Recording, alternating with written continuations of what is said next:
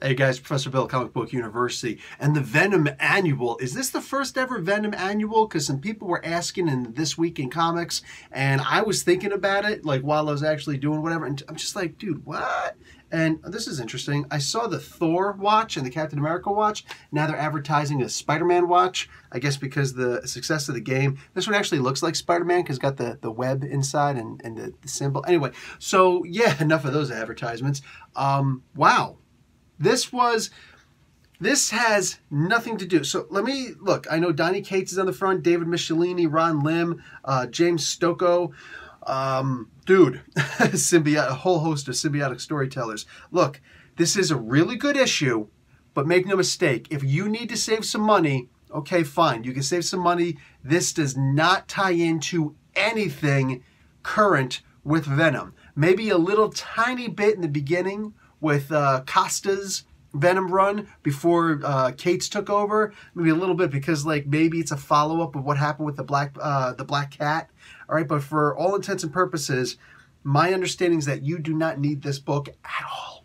All right, that being said, if you can, I think you're going to enjoy this. I think this was along the lines of who the heck is the guy who made Fight Club? He made and I'm talking about the book, not the movie. The book, Fight Club. He also did Haunting or Haunted. Dude, Chuck Palahniuk. There we go. Dude, this reads much like a Chuck Palahniuk book. There's not all that mystery and secrecy inside and you know, surprise. But yeah, this is good. So there's a whole bunch of stories in here. 1, 2, 3. It looks like there's 4 stories in here. The first one is called Tall Tales with Donny Cates and Kev Walker and Chris Sotomayor. Round 2 is David Michelini, Ron Lim, Scott Hanna, and Rachel Rosenberg. Nobody Does It Better by Jeff Loveness, Tite Walker. That's interesting. Ty Walker. I'm not familiar with that illustrator. Anyway, and Rachel Rosenberg is on colors there. And then Unstoppable, James Stoke, writer and artist. Stocco, excuse me.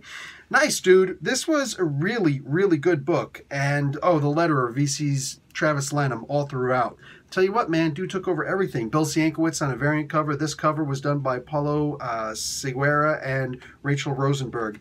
So, I said that this is just one story that goes all the way through. All right? I said that because I said this was like Chuck Palahniuk's, Fight Club. There's 4 distinct stories on here, but they're all telling the same story. It's a bunch of guys, they're apparently hanging out in the bar with no name, and they're all telling stories about Venom and why this guy is a crazy SOB. You could tell, the art tells the truth. I want you to pay attention to that. The art tells the truth all throughout the story. The words, the spoken words, and the narration are all lies. Think about that. Read the comic, buy the comic, read the comic, and see what I mean. This was, I wouldn't say this was masterfully done because this has been done many times before, but I'm always pleased when I see something like this show up. It's hard to, you can tell the difference between the stories because you look at the writers, because you look at the art, but aside from that, you can't tell a whole lot about this.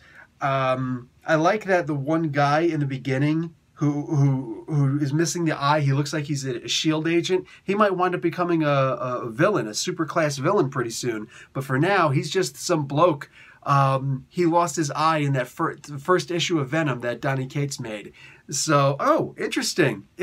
So, a little bit of a tie-in there, you know? Far be it from Cates and anybody like Cates, somebody like a Jim Zub, to make an annual or a tie-in or anything where it's not something that's going to, you know, suck you in a little bit. And this was good. This was a solid book. Villains to fight Venom in this.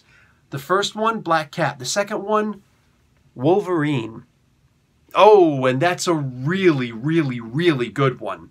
And then there's also one with the Juggernaut, which it's just basically somebody punking out the Juggernaut again. I wasn't particularly happy with that. The last panel that had Juggernaut in it made me laugh. I chuckled, but and then there's the story after that, which was kind of like, oh, okay, I see what you did there.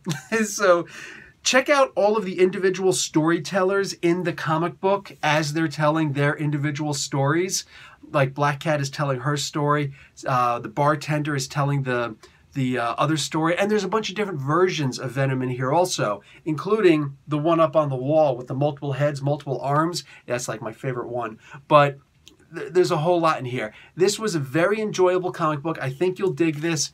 Just make no mistake, if you are tight on funds, you don't need this comic book. You know what I'm saying? This doesn't need necessarily to be in your collection unless Donny Cates decide to use that one-eyed guy as some kind of a supervillain who's going to, like, you know, suddenly do stuff, because that would kind of make this his first appearance in his full costume.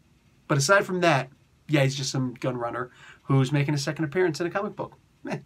Anyway, that's it for me, guys. Professor Bill, Comic Book University. Class dismissed.